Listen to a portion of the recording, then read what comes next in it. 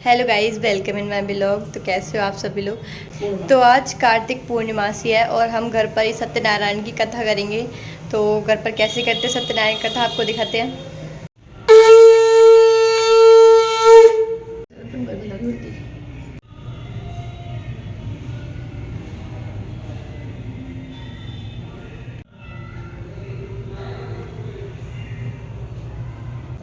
बोलो सत्यनारायण भगवान की जय। श्री सत्यनारायण व्रत कथा। पहला अध्याय। एक समय नैमिसारण यह तीर्थ सौनकादि 88,000 ऋषियों ने श्री सूत जी से पूछा, हे प्रभु, इस कलयुग में वेद विद्या रहित मनुष्यों को प्रभु भक्ति किस प्रकार मिलेगी तथा उनका उद्धार कैसे होगा। इसलिए हे श्रेष्ठ मुनि, कोई ऐसा तप कहिए जिससे थोड़े समय में पुण्य प्राप्त होवे और मनवांछित फल मिले। वह कथा सुनने से हमारी इच्छा है। सर्वशास्त्र ज्ञाता सूत जी बोले, हे बैठवो, मैं पूज्य आप सबने प्राणियों के हित की बात पूछी है। अब मैं उस श्रेष्ठ व्रत को आप लोगों को कहूँगा जिस व्रत को नारद जी ने श्री लक्ष्मी नारायण से पूछा था और लक्ष्मीपति ने मुनि श्रेष्ठ नारद से कहा था। सो ध्यान से सुनो। एक समय योगी राज नारद जी दूसरों के हित की इच्छा से अनेक लोगों में घूमते हुए मृत्युलोक में आ पहुँचे।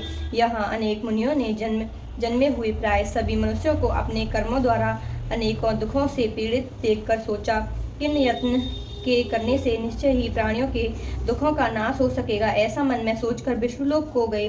वहाँ श्वेत वर्ण और 4 भुजाओं वाले देवों के इस नारायण को देखकर, जिनके हाथों में शंख चक्र गदा और पह के थे तथा वरमाला पहने हुए थे, स्तुति करने लगे। हे भगवान, आप अत्यंत शक्ति से संपन्न हैं। मन और वाणी भी आपको नहीं पा सकती। आपका आदि मध्य अंत नहीं है।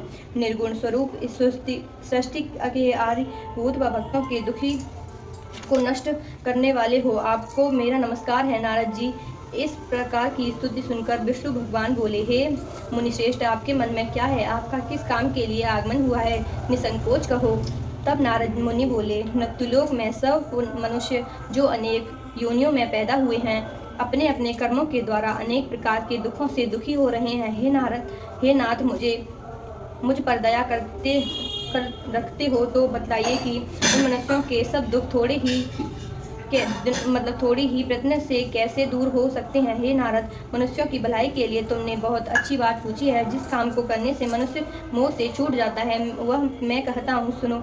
बहुत पुण्य देने वाला स्वर्ग तथा मृत्युलोक दोनों में दुर्लभ एक उत्तम व्रत है। आज मैं प्रेम बस होकर तुमसे कहता हूँ, सत्यनारायण का यह व्रत अच्छी तरह विधि पूर्वक करके मनुष्य आयु पर्यंत यहाँ सुखी होकर मरने पर मोक्ष को प्राप्त होता है। श्री भगवान के वचन सुनकर नारद मुनि बोले कि उस व्रत का फल क्या है, क्या विधान है और किसने यह व्रत किया था और किस दिन यह व्रत करना चाहिए, विस्तार से कहिए। भगवान बोले, दुख शोक आदि को दूर करने वाला और धन धान्य को बढ़ाने वाला, सौभाग्य तथा संतान को देने वाला यह व्रत सब स्थानों पर विजयी करने वाला है।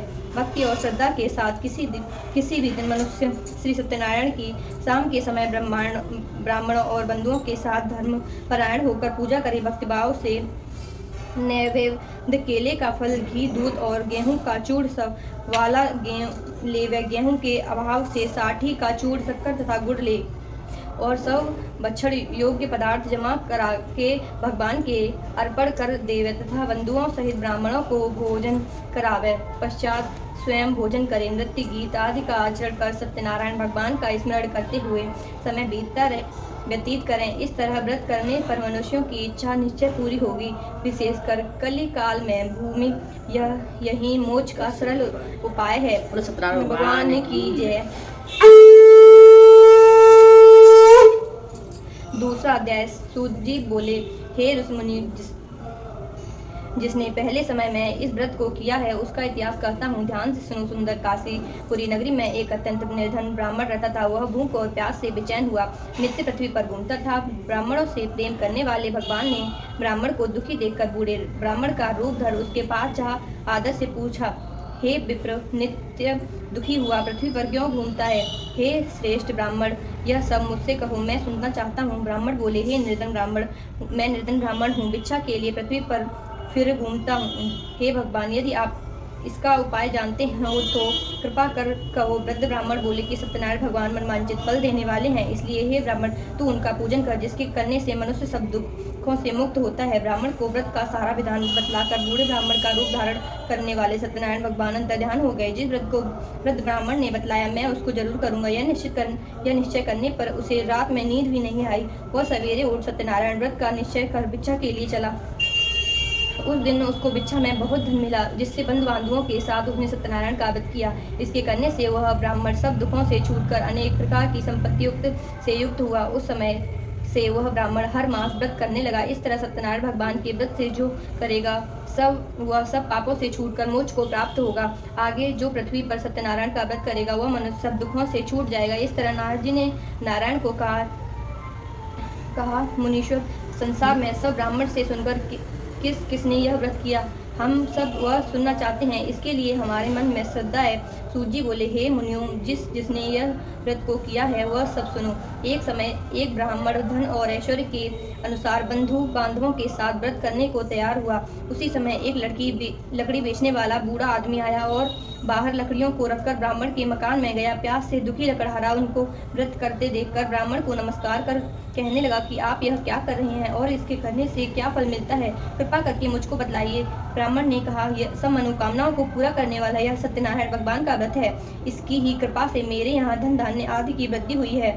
ब्राह्मण ने इस व्रत के बारे में जानकर लकड़हारा बहुत प्रसन्न हुआ। चरणामृत ले और प्रसाद खाने के बाद अपने घर को आया।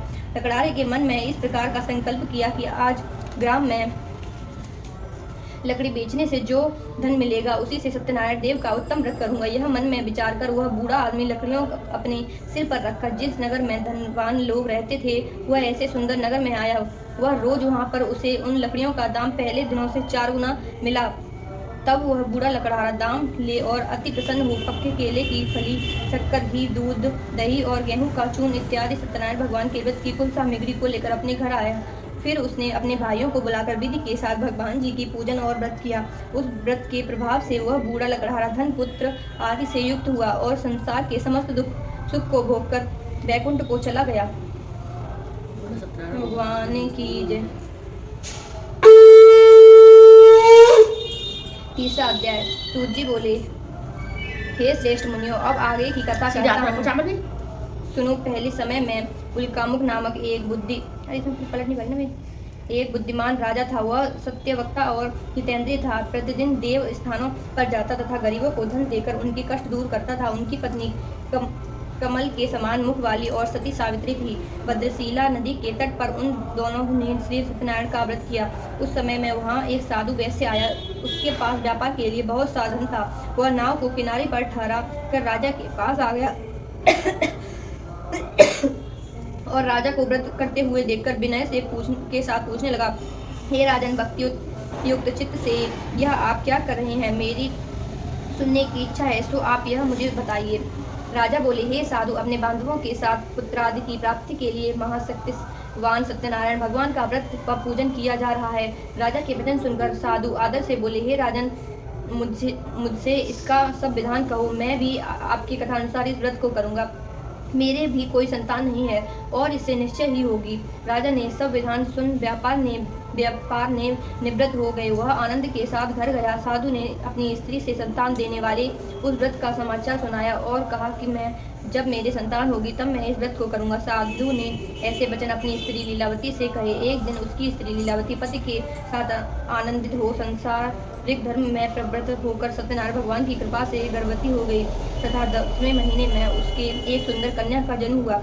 दिनों दिन वह इस तरह बढ़ने लगी जैसे शुक्ल पक्ष का चंद्रमा बढ़ता है। कन्या का नाम कलावती रखा गया। तब लीलावती ने मीठे शब्दों में अपने पति से कहा कि जो आपने संकल्प किया था कि भगवान का व्रत करूंगा, अब आप उसे करिए। साधु बोले, हे विप्र, हे प्रिय, इसके विवाह पर करूंगा। इस प्रकार अपनी पत्नी को आश्वासन दे वह नगर को गया। कलावती पितृगृह में वृद्धि को प्राप्त हो गई। साधु ने जब नगर में सखियों के साथ अपनी पुत्री को देखा तो तुरंत दूध बुलवाकर कहा कि पुत्री के वास्ते कोई सुयोग वर देखकर लाओ। साधु की आज्ञा पाकर दूध कंचन नगर पहुंचा और वहां पर बड़ी खोज और देखभाल कर लड़की के लिए सुयोग वारिक पुत्र को ले आया। उस सुयोग लड़के को देखकर साधु ने अपने बंधु बांधवों सहित प्रसन्नचित्त अपनी पुत्री का विवाह मांगा कि मेरे पति और दामाद शीघ्र आ जावें। दूत के साथ कर दिया, किंतु दुर्भाग्य से विवाह के समय भी उस व्रत को करना भूल गया। तब श्री भगवान क्रोधित हो गए और श्राप दिया कि तुम्हें दारुण दुख प्राप्त होगा। अपने कार्य में कुशल साधु बनिया जमाता सहित समुद्र स्थिति रत्नपुर नगर में गया। वहाँ दोनों ससुर जमाई चंद्रकेतु राजा के उस नगर में व्यापार करने लगे। एक रोज भगवान सत्यनारायण की माया से प्रेरित कोई चोर राजा का धन चुराकर भाग रहा था, किंतु राजा के दूतों को आता देखकर चोर ने घबराकर भागते हुए राजा के धन को वहीं छुपाकर रख दिया। वहाँ जो ससुर जमाई ठहरे हुए थे, जब दूतों ने उस साधु वैश्य के पास राजा के धन को रखा देखा तो वे दोनों को बांधकर ले गए और प्रसन्नता से दौड़ते हुए राजा के समीप जाकर बोले, यह दो चोर हम पकड़ कर लाए हैं। देखकर आज्ञा ने तब राजा की आज्ञा से उनको कठोर कारावास में डाल दिया और उनका सब धन छीन लिया। सत्यनारायण भगवान के श्राप द्वारा उनकी पत्नी भी घर पर बहुत दुखी हुई और घर पर जो धन रखा था चोर चुरा कर ले गए। शारीरिक व मानसिक पीड़ा तथा भूख प्यास से अति दुखित हो अन्न की चिंता में कलावती एक ब्राह्मण के घर गई।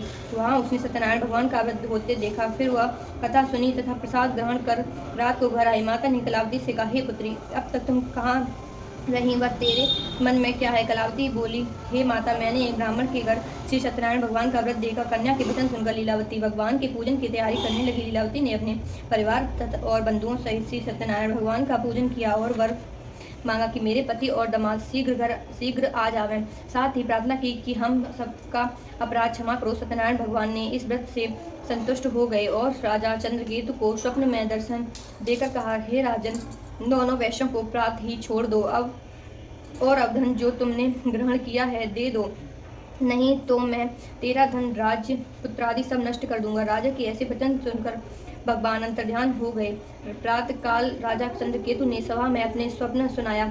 फिर दोनों वाड़े पुत्रों को कैद में मुक्त कर सभा में बुलाया। दोनों ने आते ही राजा को नमस्कार किया। राजा मीठे वचनों से बोले, हे महानुभावों, भाभी बस ऐसा कठिन दुख प्राप्त हुआ है, अब तुम्हें कोई भय नहीं। ऐसा कहकर राजा ने उनको नए नए वस्त्र आभूषण पहनाए तथा उनका जितना धन लिया था उससे दूना धन देकर आदर सहित विदा किया। दोनों वैश्य अपने घर को चल दिए। कीजिए।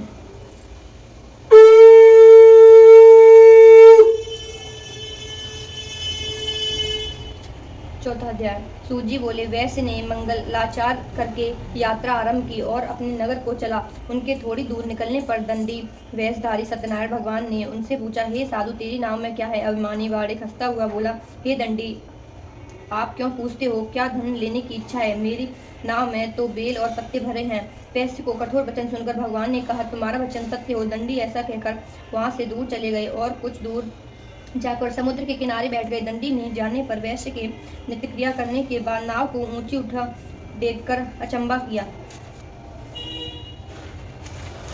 और नाव में बेलपत्र आदि देखकर मूर्छित हो जमीन पर गिर पड़ा। फिर मूर्छा खुलने पर अत्यंत शोक प्रकट करने लगा। तब उसका दामाद बोला कि आप शोक न करें, यह दंडी का श्राप है, अतः उनकी शरण में चलना चाहिए, तभी हमारी मनोकामना पूरी होगी। दामाद के वचन सुन वह दंडी के पास पहुंचा और अत्यंत भक्तिभाव से नमस्कार करके बोला, मैंने जो आपसे असत्य वचन कहे थे उनको क्षमा करो। ऐसा कहकर महान शोकातुर हो रोने लगा। तब दंडी भगवान बोले, हे वाड़िक, सुनो पुत्र, मेरी आज्ञा से बार बार तुम्हें दुख प्राप्त हुआ है, तू मेरी पूजा से विनम्र हुआ। साधु बोले, हे भगवान, आपकी माया से मोहित ब्राह्मण आदि भी आपके रूप को नहीं जानते, तब मैं अज्ञानी कैसे जान सकता हूँ? आप प्रसन्न होइए, मैं सामर्थ्य के अनुसार आपकी पूजा करूंगा, मेरी रक्षा करो और पहले के समान नौका में धन भर दो। उसके भक्ति युक्त वचन सुनकर भगवान प्रसन्न हो उसकी इच्छा अनुसार वर देकर अपना ध्यान हो गए। तब उन्होंने नाव पर आकर देखा कि नाव धन से परिपूर्ण है। फिर वह भगवान सत्यनारायण का पूजन कर साथियों सहित अपने नगर को चला। अब उसके नगर के निकट पहुंचा तब दूत को घर भेजा। दूत ने साधु के घर जा उसकी स्त्री को नमस्कार कर कहा कि साधु अपने दामाद सहित इस नगर के समीप आ गए हैं। ऐसा वचन सुनकर साधु की स्त्री ने बड़े हर्ष के साथ सत्य देव का पूजन कर पुत्री से कहा, मैं अपने पति के दर्शन को जाती हूँ, तू कार्य पूर्ण कर शीघ्र आ। माता के ऐसे वचन सुनकर कलावती प्रसाद छोड़कर पति के पास गई। प्रसाद की अवज्ञा के कारण सत्यदेव ने रुष्ट हो उसके पति को नाव सहित पानी में डुबो दिया।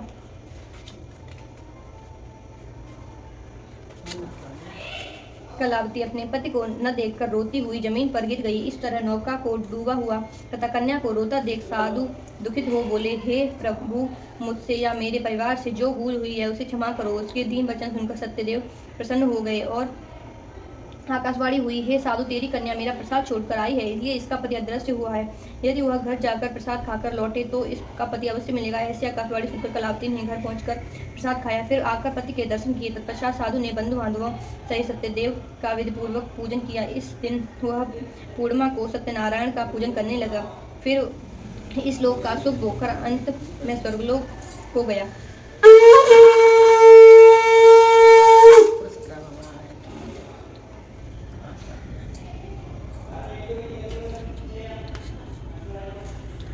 सूर्य बोले, हे ऋषियों, मैं और भी कथा कहता हूँ, सुनो।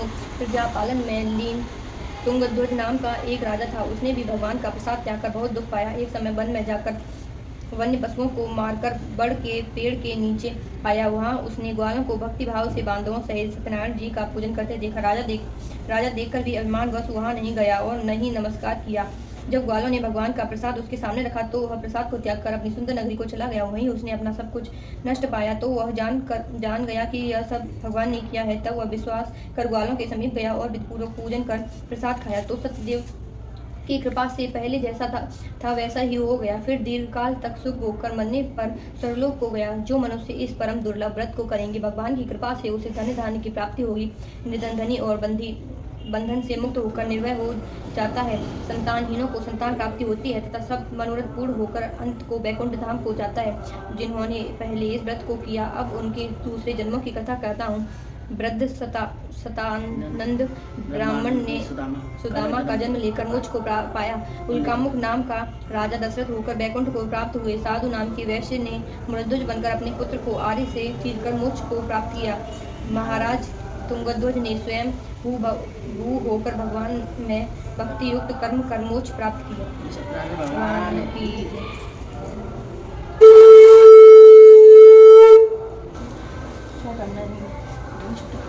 छोटे का नहीं, एक कपड़ा उठ बचा ले, नीचे गिर गया तो चल गिर जा। मैं चढ़ाऊँ ना, बोलो मंत्र बोलती रहो मेरे साथ। ओम नमो भगवते वासुदेवाय,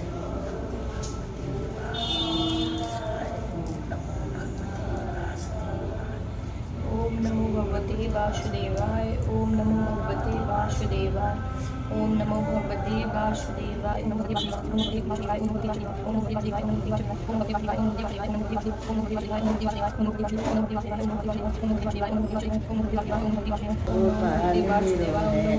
राधा रमन बाके बिहारी नंद लाल मेरो, नंद को लाला मेरे अंगना में आए, सोदा को लाला मेरे अंगना में आए, देवकी को लाला मेरे अंगना में आए। गोविंद जय जय, गोपाल जय जय। चढ़े और लड्डू के भोग लगे संत कर से, एक दंत दंत बंत चार भुजाधारी, माथे पे सिंदूर विराजन से की अंधे को आँख देत गोविंद। ओम जय शिव ओंकारा, हर जय शिव ओंकारा, ब्रह्मा विष्णु सदा शिव ओंकार नारायण जय। एक आनंद सुप्रासन पंचासन रागे हंसासन गरुणासन, दो भुज चार चतुर्भुज शोभे, तीनों रूप ने भरता त्रिभुवन मोह। ओम जय जगदीश हरे, जय जगदीश हरे बस संकट क्षण में दूर करे, ओम जय जगदीश हरे। नाम सुंदर गीत आरती जो कोई नर गावे, स्वामी प्रेम सहित गावे, कहते शिवानंद स्वामी, जपत हरि हर स्वामी, परमांचित फल पावे, ओम जय जगदीश हरे। बंसी बाजे एक एक से महा